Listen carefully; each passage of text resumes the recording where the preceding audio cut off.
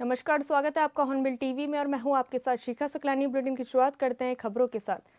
हरिद्वार स्थित आध्यात्मिक संस्था शांतिकुंज का शताब्दी समारोह अगले साल वृहद स्तर पर मनाया जाएगा। इसको लेकर हरिद्वार में भूमि पूजन कार्यक्रम का आयोजन हुआ, जिसमें मुख्य अतिथि के रूप में राज्यपाल गुरमीत सिंह ने शिरकत की। इस मौके पर शांतिकुंज प्रमुख, अन्य साधु संत और शांतिकुंज के हजारों साधक जुटे। हरिद्वार के बैरागी कैंप में शांतिकुंज की ओर से शताब्दी नगर बनाया गया। जनवरी 2026 में आयोजित होने वाले 4 दिवसीय शताब्दी समारोह में देश और विदेश से हजारों की संख्या में साधक कार्यक्रम में शामिल होंगे।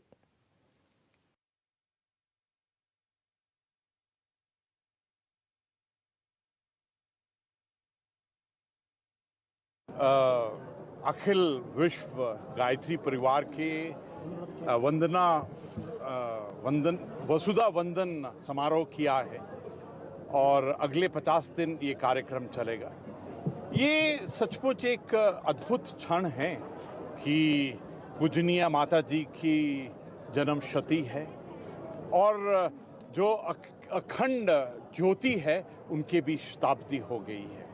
और आज हम सब ने इकट्ठा होकर संकल्प लिया है, निश्चय लिया है, रिजॉल्व लिया है कि पूरी मानवता के लिए, पूरे विश्व के लिए, विश्व की सेवा कल्याण के लिए हमको क्या करना चाहिए। एकमात्र संकल्प को लेकर पूज्य गुरुदेव वंदनीय माता जी की चेतना को लेकर जो अनेकों देशों में व्यापक विस्तार है, उसकी इतिहास में, उसकी यात्रा में अगला जो वर्ष है एक बड़े महत्वपूर्ण पायदान को लेकर के आ रहा है। वंदनीय माता जी के अवतरण के 100 वर्ष, अखंड दीपक के प्रज्वलन के 100 वर्ष और गुरुदेव की तप साधना के 100 वर्ष, और उसके चरण में जो बड़ा ऐतिहासिक अलौकिक कार्यक्रम 20 से 23 जनवरी के मध्य में संपन्न होने जा रहा है, उसका आज वसुधा वंदन का कार्यक्रम यहाँ पर महामहिम राज्यपाल जी, जगत गुरु राजराजेश्वराश्रम जी और अनेकों गणमान्य अतिथियों की उपस्थिति में संपन्न हुआ। इसमें हजारों गायत्री परिवार के उन कार्यकर्ताओं ने भाग लिया जिनने पिछले 2 हफ्तों के अंदर ही इस भूमि को उस स्थान में बदल दिया जिसके विषय में कोई कल्पना नहीं कर सकता।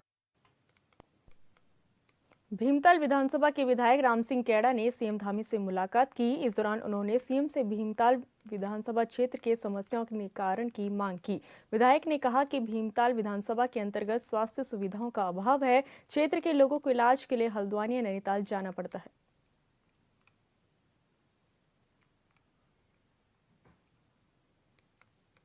देहरादून में निर्वाचन आयोग के अधिकारियों ने एक प्रेस कॉन्फ्रेंस आयोजित की, जिसमें उन्होंने बताया कि भारत निर्वाचन आयोग के दिशा निर्देशों के तहत उत्तराखंड में एसआईआर से पहले की तैयारियां तेज हो गई है। इस प्री एसआईआर चरण में प्रत्येक मतदाता तक पहुंच, समन्वय और संवाद अभियान पर विशेष जोर दिया जा रहा है और साथ ही सुनिश्चित किया जा रहा है कि आगामी पुनरीक्षण के दौरान किसी भी मतदाताओं को असुविधा न हो।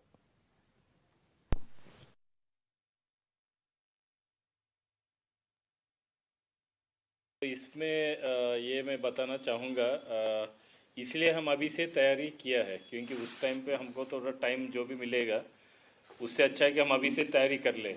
अभी हमने अभियान शुरू किया है कि हर रोज़ एक पन्ना, मतलब लगभग 30 वोटर से हर रोज़ संपर्क करेगी BLO, ठीक है, which is very easily doable. एक पन्ने में 30 वोटर्स होता है। ऐसा करने से हमारा 1 महीने में वो BLO सारी वोटर से संपर्क कर सकती है। बस इसमें मेन यही देखना है कि हमारा वोटर यहाँ पर उपस्थित है या नहीं, क्या हुआ है। मोबाइल पे ही आज की तारीख में तो कोई कागज़ तो लेना नहीं किसी से, ठीक है। बस ये अभियान जब शुरू होगा उस समय ये कुछ पैनिक टाइप की सिचुएशन ना बचे, इसलिए हमने अभी से बोला है कि भाई आप आपकी उनसे बात कर लीजिएगा। आपकी शिफ्टेड वोटर्स, मेन क्या होता है, जैसा हमारे मसूदास जी का एग्जाम्पल लेते हैं, पहले टेरी में रहते थे 2003 में, अब यहाँ देहरादून में काम कर रहे हैं। मान ली वहाँ पर वोटर लिस्ट में नाम है, अगर वो ढूंढना चाहेगा अभियान के तहत के टाइम पर थोड़ा सा पैनिक हो सकता है। इसलिए आज ही तारीख में जाए और यहाँ से फ़ोन करके संपर्क करके पूछे तो कोई दिक्कत नहीं आ सकते हैं। इसलिए आउटरीच का कैंपेन अभी हमने शुरू किया था। सो आप लोगों के माध्यम से हमने इसलिए प्रेस कॉन्फ्रेंस रखा कि आउटरीच का अभियान चल रही है। BLO हर रोज़ हमने ये बोला है कि 30 मतदाताओं से संपर्क करेगी। पेज में 30 है ऑलरेडी, उन्होंने लगभग मुझे लगता है कि 7% लोगों से ऑलरेडी संपर्क कर चुका है। जो कार्रवाई होगा, अभी हमारे जो BLOs होंगे, जो हमारे 11,733 बूथ अभी हमने जनपदों में चिन्हित किया हुआ है। SIR प्रारंभ करने से पहले हमारे जो BLOs होंगे, सभी BLOs हमारी जो निर्वाचक नामावलियाँ हैं 2003 की और 2025 की, इसके आधार पर सभी मतदाताओं का जो है उनका मिलान करेंगे, जिनका 2025 में नाम होगा और उसमें से जिन मतदाताओं का 2003 की सूची में नाम होगा उसका चिन्हीकरण किया जाएगा। ये डेस्कटॉप मतलब टेबल टॉप एक्सरसाइज होगी। इसमें किसी भी वोटर को, किसी भी व्यक्ति को जो है अपना डॉक्यूमेंट देने की आवश्यकता नहीं होगा और इसके आधार पर फिर जिन मतदाताओं के बच्चों के नाम भी अगर है, प्रोजनीज का भी नाम अगर सूची में आज की तारीख में उपलब्ध है, उसके आधार पर पेरेंट्स का और बच्चों का दोनों का डेटा को चिन्हित किया जाएगा और ऐसे सभी चिन्हित मतदाताओं से कोई भी अभिलेख जमा करने की आवश्यकता नहीं होगा। इसके लिए व्यवस्था अभी तैयारी किया जा रहा है। ये जो चिन्हीकरण होगा, ये जो टेबल टॉप एक्सरसाइज होगी, इसको BLO ऐप के माध्यम से भी किया जा रहा है। तो ऐप पर जाकर BLO उस वोटर के नाम के आगे या उसके चिन्हित डेटा के सामने उसका 2003 में नाम उपलब्ध है तो उसको चिन्हित किया जाएगा, अंकित किया जाएगा, अथवा अगर उसके माता पिता का नाम 2003 में उपलब्ध है तो उसको चिन्हित किया जाएगा। उसके आधार पर भविष्य में जब हम SIR प्रारंभ करेंगे तो इन सभी चिन्हित मतदाताओं से हमें कोई भी अभिलेख लेने की आवश्यकता नहीं होगी, उनको कोई अभिलेख जमा करने की भी आवश्यकता नहीं होगी। पंच केदार गद्दी स्थल ओमकारेश्वर मंदिर में शीतकालीन यात्रा का विधिवत और मंत्रोच्चारण के साथ भव्य शुभारंभ किया गया। इस मौके पर GMVN उखीमठ परिसर से लेकर ओमकारेश्वर मंदिर तक महिला मंगल दल, युवा मंगल दल और तमाम स्कूल के छात्र छात्राओं ने मनोहारी कलश यात्रा निकाली। कलश यात्रा में स्थानीय सांस्कृतिक परंपराओं की झलक देखने को मिली और मार्ग भर श्रद्धालुओं ने उत्साहपूर्वक स्वागत किया। कार्यक्रम के दौरान केदारनाथ विधायक आशा नौटियाल, बद्री केदार मंदिर समिति के उपाध्यक्ष विजय कपरवान और जिलाधिकारी प्रतीक जैन ने मंदिर में विधिवत पूजा अर्चना कर शीतकालीन यात्रा का शुभारंभ किया। केदारनाथ विधायक आशा नौटियाल ने कहा कि वे भगवान ओमकारेश्वर से क्षेत्र और प्रदेश के सभी लोगों की सुख समृद्धि की कामना करती है। उन्होंने कहा कि पिछले साल मुख्यमंत्री धामी खुद ओमकारेश्वर मंदिर पहुंचकर यात्रा का शुभारंभ कर चुके हैं। इस साल भी उसी उत्साह और भव्यता के साथ यात्रा का आरंभ किया गया। जिलाधिकारी प्रतीक जैन ने कहा कि आज से शीतकालीन यात्रा का विधिवत शुभारंभ कर दिया गया है। ओमकारेश्वर मंदिर के मुख्य पुजारी शिव शंकर लिंग ने कहा कि ये मंदिर पंच केदार की गद्दी स्थली है। यहाँ दर्शन करने से भगवान केदारनाथ के दर्शन का ही पुण्य प्राप्त होता है।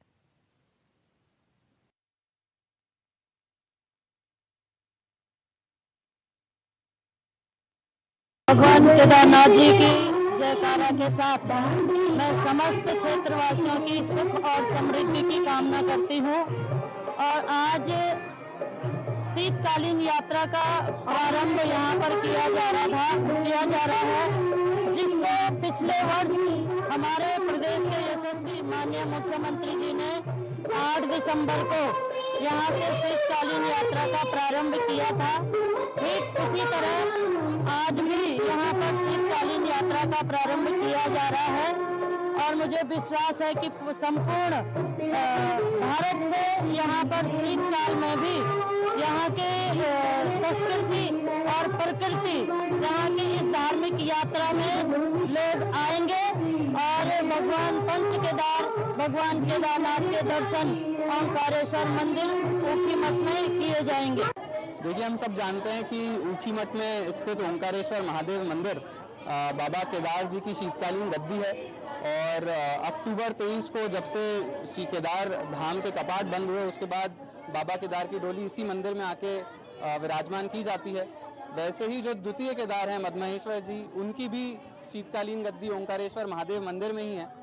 तो हमारा ये प्रयास है, आज हमने शीतकालीन यात्रा का शुभारंभ किया है और हम सब जानते हैं कि कुछ दिन पूर्व माननीय प्रधानमंत्री जी ने अपने मन की बात में भी शीतकालीन यात्रा को बढ़ावा देने की बात कही थी और शीतकालीन यात्रा को बढ़ावा देने के लिए हमको प्रेरित किया था। माननीय मुख्यमंत्री जी भी हमेशा पिछले वर्ष से प्रयासरत हैं कि किसी तरह हम शीतकालीन यात्रा को बढ़ावा दें। इससे मंदिर की जो संस्कृति है, प्रभावना है भगवान की, वो तो बढ़ती ही है, लेकिन आसपास पूरे क्षेत्र में सभी लोगों की आर्थिकी में भी वृद्धि आती है, सभी लोगों के जो इकोनॉमिक डेवलपमेंट होता है वो भी बहुत अच्छा होता है। टूरिस्ट भी धीरे धीरे शीतकालीन यात्रा की वजह से क्षेत्र में विंटर सीजन में भी बहुत आने लगे हैं। हिमालय के दिव्य उपत्यकाओं में उपस्थित यह महाराजा मानधाता जी की तपस्थली है, जहां भगवान शिव निराकार स्वरूप प्रणव ओमकार के रूप में प्राकट्य हैं। इस स्थान पे आकर के भगवान शिव के उस दिव्य स्वरूप के दर्शन का पुण्य मिलता है। इस स्थान का बड़ा महत्व है। इस स्थान को पंच केदार का प्रमुख गद्य स्थान का स्वरूप दिया गया है। हिमालय में जब श्री केदारेश्वर श्री मधमेश्वर जी के कपाट मंगल हो जाते हैं तो भगवान केदारनाथ जी और श्री मधमेश्वर जी का जो विग्रह स्वरूप है, उत्सव मूर्ति है, यहीं पर इसी स्थान पर लाया जाता है और इसी ओमकारेश्वर के दिव्य गर्भगृह में उनको विराजमान करके यहाँ पर उनकी शीतकाल में पूजा प्रारंभ की जाती है। और आज यह जो यात्रा है, जिस दिन भगवान श्री मधमेश्वर जी के कपाट मंगल हो जाते हैं, जिस दिन यहाँ पे मधमेश्वर मेला प्रारंभ हो जाता है, उसके बाद से ही यहाँ पे शीतकालीन पूजा प्रारंभ हो जाती है। आज विधिवत रूप से यहाँ पर जो शीतकालीन यात्रा का शुभारंभ किया गया, इस स्थान पे आने से वो उन तमाम शिव भक्तों को यह पुण्य मिलेगा जो केदारनाथ मधमेश्वर यात्रा न कर पाए, इस स्थान पे आकर के वो दर्शन करते हैं तो उनको वही दिव्य पुण्य की प्राप्ति होती है जो हिमालय में केदारेश्वर ज्योतिर्लिंग और द्वितीय केदार मधमेश्वर जी के दिव्य स्वरूप के दर्शन का पुण्य होता है। प्रदेश सरकार ग्रामीण क्षेत्रों में दुग्ध उत्पादन को बढ़ावा देने के लिए कई योजनाएं चला रही है ताकि पशुपालकों को स्वयं स्वरोजगार के अधिक अवसर मिल सके। अल्मोड़ा और बागेश्वर में दुग्ध संघ की ओर से दुग्ध उत्पादन बढ़ाने के लिए पशुपालकों को कुमाऊं मंडल में सर्वाधिक प्रोत्साहन राशि प्रदान की जा रही है, जिसका सकारात्मक प्रभाव दिखने लगा है। अल्मोड़ा जिले में 280 समितियों के माध्यम से प्रतिदिन 10,000 लीटर से ज्यादा दूध अल्मोड़ा दुग्ध संघ को प्राप्त हो रहा है। वहीं बागेश्वर में पशुपालकों की ओर से प्रतिदिन लगभग 5,000 लीटर दूध दुग्ध संघ को दिया जा रहा है। इसके परिणाम स्वरूप आंचल ब्रांड की बाजार में मजबूत उपस्थिति देखने को मिल रही है। इसके अलावा पलायन आयोग की ओर से द्वाराहाट क्षेत्र में एक एटीएम वाहन संचालित किए जाने की तैयारी की जा रही है।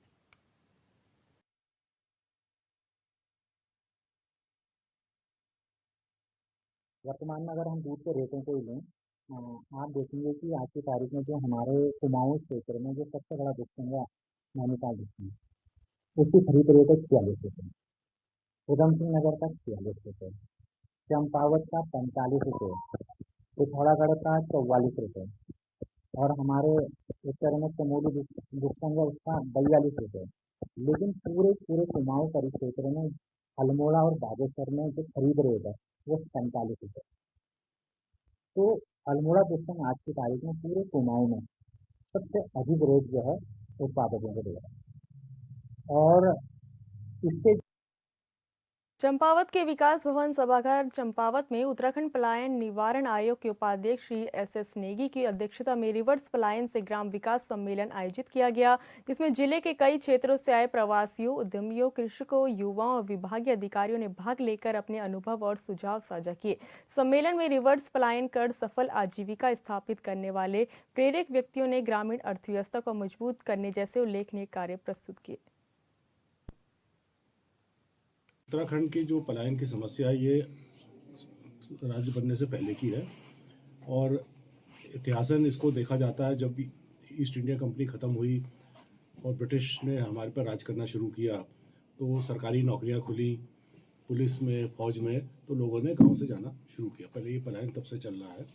राज्य सरकार ने इसको गंभीरता से लेते हुए पलायन निवारण आयोग बनाया 2017 के अंत में।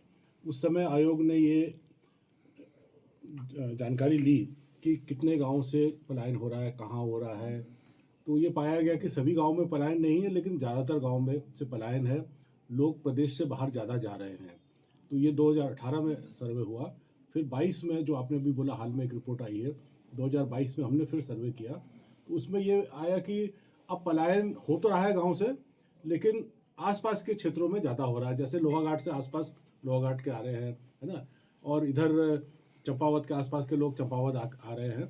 जो मजबूरी का पलायन था वो काफ़ी कम हुआ है। प्रदेश के बाहर जो जा रहा है, अगर पढ़ा लिखा युवा जा रहा है तो जा रहा है, लेकिन जो मजबूरी में जा रहा था वो काफ़ी कम। बीजेपी नेता कर्नल अजय कोठियाल के बीते दिनों धराली पर दिए गए बयान के बाद राजनीति गर्म हो गई है, जिसको लेकर कांग्रेस उपाध्यक्ष सूर्यकांत धस्माना ने कहा कि कांग्रेस पार्टी कर्नल कोठियाल के केदारनाथ में किए गए कामों से प्रभावित है। वो इनकी बातों को गंभीरता से लेते हैं, लेकिन जिस तरह एक सेमिनार में उन्होंने पहले धराली में 147 लोगों के दबे होने की बात कही तो बीजेपी ने उनसे एक स्क्रिप्टेड बयान दिलवा दिया।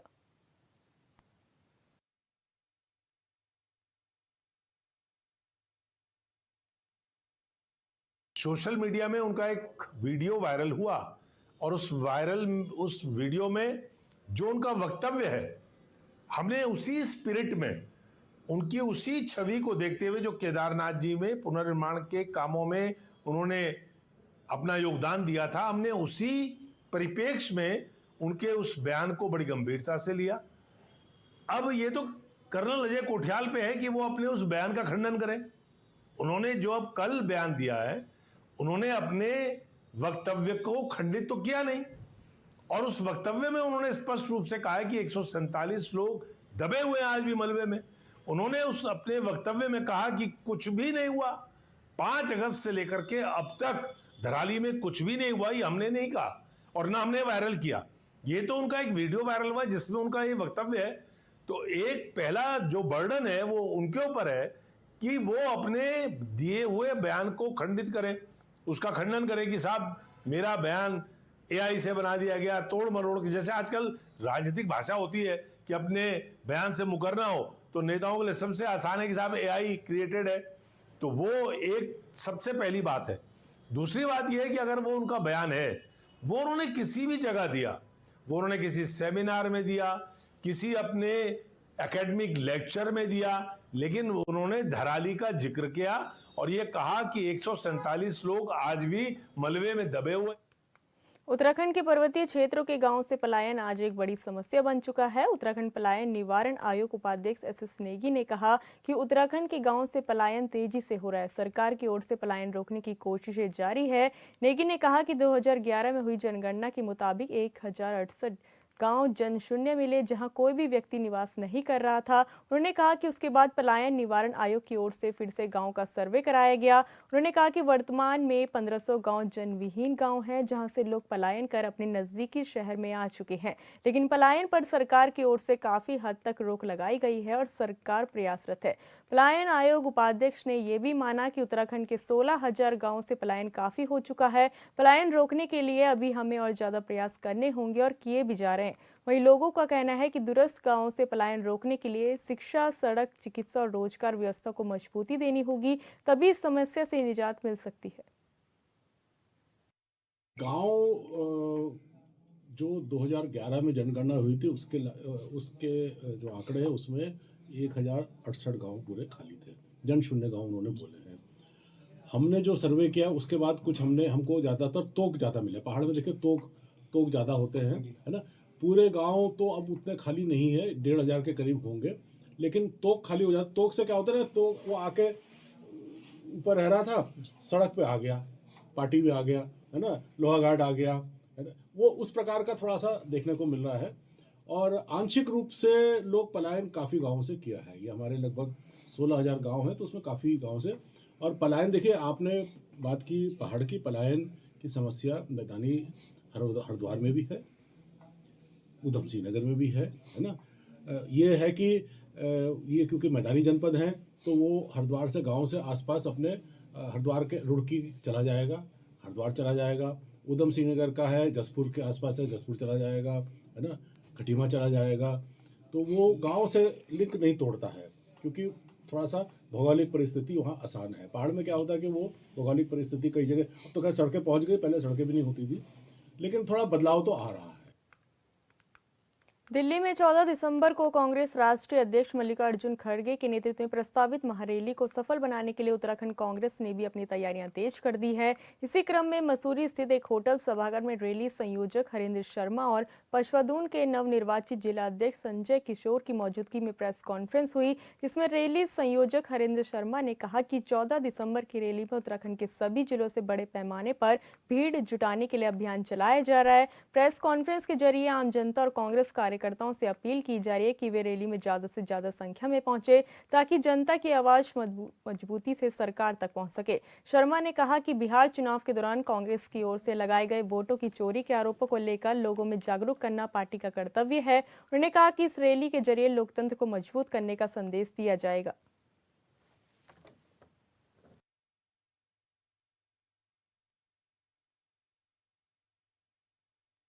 देखिए, पूरी कांग्रेस कमेटी ग्राम स्तर से लेकर ब्लॉक स्तर, जिला स्तर तक अब संख्या लाखों की होगी, हजारों की होगी, तो पचपादून से भी हजारों की संख्या में जा रहे हैं।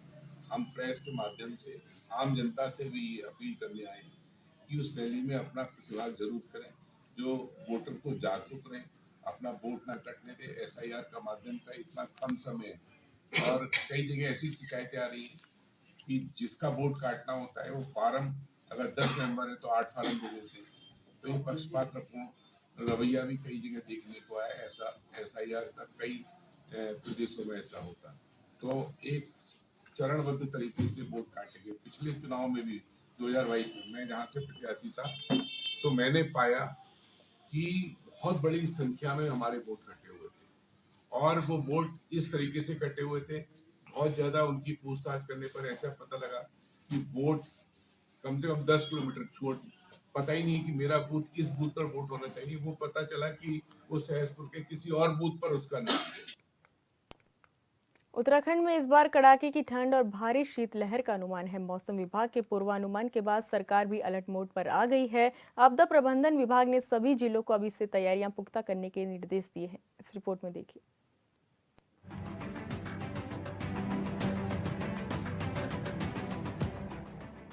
उत्तराखंड में संभावित भारी शीत ऋतु को देखते हुए सरकार ने व्यवस्थाएं सख्ती से दुरुस्त करनी शुरू कर दी है। सीएम धामी के निर्देश पर आपदा प्रबंधन सचिव विनोद कुमार सुमन ने जिलाधिकारियों के साथ वर्चुअल बैठक कर कोल्ड वेव एक्शन प्लान जल्द तैयार करने और उसे राज्य आपदा प्रबंधन प्राधिकरण को भेजने को कहा है। इसके साथ ही सचिव ने सभी जनपदों को फरवरी 2026 तक खाद्यान्न, पेयजल और ईंधन का पर्याप्त भंडारण सुनिश्चित करने को भी कहा है। साथ ही आपातकालीन स्वास्थ्य सेवाएं ठंड के दौरान बाधित न हो, इसके लिए डॉक्टरों की सूची, उनके संपर्क नंबर और जरूरी दवाइयों की उपलब्धता बनाए रखने के भी निर्देश जारी किए हैं। माननीय मुख्यमंत्री जी के द्वारा और चीफ सेक्रेटरी सर के द्वारा लगातार हम लोगों को निर्देश दिए गए हैं और हम लोगों ने जनपदों को निर्देश भी जारी किए हैं कि शीतलहर से बचाव की तैयारी कर ली जाए। जनपदों द्वारा इसमें तैयारी कर ली गई है। अब देख रहे हैं देहरादून नगर निगम में या अन्य नगर निकायों में जहाँ जहाँ आवश्यक है सब जगह अलाव जलाने की कार्रवाई की जा रही है। कंबल वितरण के बारे में कहा गया है और जहाँ रास्ता बंद होने की संभावना होती है, जहाँ बर्फबारी के कारण रास्ता बंद हो जाता है, वहाँ पे पर्याप्त मात्रा में अगले फरवरी तक के लिए राशन और आवश्यक जो संसाधन हैं, जिसमें पेट्रोल के, डीजल का भंडारण, खाद्यान्न का भंडारण, दवाइयों का भंडारण और जो आवश्यक सामग्री है उसका भंडारण करने के निर्देश दिए गए हैं। आपदा सचिव ने अस्पतालों और एम्बुलेंस सेवाओं को 24 घंटे अलर्ट मोड पर रहने को कहा है। रात में जहां आवाजाही अधिक होती है, उन स्थानों पर प्रशासन की ओर से अलाव की अनिवार्य व्यवस्था की जाएगी। रैन बसेरों में जरूरी सुविधाएं उपलब्ध करवाई जा रही है। बेसहारा पशुओं को ठंड से बचाने के लिए पशुपालन विभाग के साथ मिलकर विशेष कार्य योजना बनाई जाएगी। साथ ही आम लोगों को शीतलहर से बचाव के लिए पब्लिक अनाउंसमेंट के जरिए जागरूक किया जाएगा। वहीं सचिव आपदा ने बताया कि 23 दिसंबर को शीतलहर पर राज्य स्तरीय कार्यशाला भी प्रस्तावित की गई है, जिसमें सभी जनपदों से विस्तृत चर्चा की जाएगी और भविष्य की जरूरतों पर भी विचार होगा। इस प्रकार से जहाँ भी रेन बसेरे की आवश्यकता है, एक सर्वे करके देख लिया जाए कितने लोग ऐसे हैं जो बाहर सोते हैं, उनके लिए रेन बसेरे की व्यवस्था कर ली जाए। और हम लोग बहुत जल्दी एक कार्यशाला अभी 23 तारीख को हम लोग प्रस्ताव कर रहे हैं, जिसमें सभी जनपद के लोग और सभी विभाग के लोग जुड़ेंगे। उसमें डिटेल कार्यशाला हम लोग आयोजित करेंगे, डिटेल में चर्चा की जाएगी और तैयारियों के बारे में चर्चा करेंगे, परीक्षण करेंगे कि क्या तैयारी हमारी, क्या स्थिति है और भविष्य में क्या क्या करने की आवश्यकता है, उस पर डिटेल में चर्चा करेंगे। और बाकी निर्देश जो भारत सरकार से, एनडीएमए से, होम मिनिस्ट्री से मिलते हैं, लगातार जनपदों को निर्देश दिए जा रहे हैं और जनपदों द्वारा कार्रवाई की जा रही है।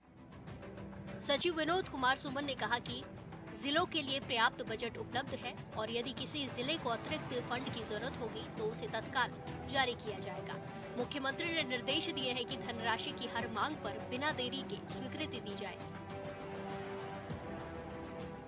सभी जनपदों में जितने बजट की आवश्यकता है, पर्याप्त मात्रा में बजट है। जनपदों को अभी मेरे द्वारा 3 दिन पहले बैठक ली गई है। यह भी कहा गया है कि अगर पैसे की आवश्यकता है तो आप डिमांड कर लें, पैसे तत्काल हम दे देंगे। माननीय मुख्यमंत्री जी के स्टैंडिंग आदेश हैं कि जनपदों से जब भी धनराशि की डिमांड आती है, बिना विलंब किए धनराशि निर्धारित की जाए और हम लोग उसके लिए कृत संकल्प हैं। उत्तराखंड में ठंड जैसे जैसे बढ़ रही है, प्रशासनिक तैयारियां भी उतनी तेजी से ही हो रही है। शीतलहर से निपटने के लिए इन तैयारियों का कितना असर दिखेगा, ये आने वाले दिनों में साफ हो जाएगा। Bureau report, hornbill TV.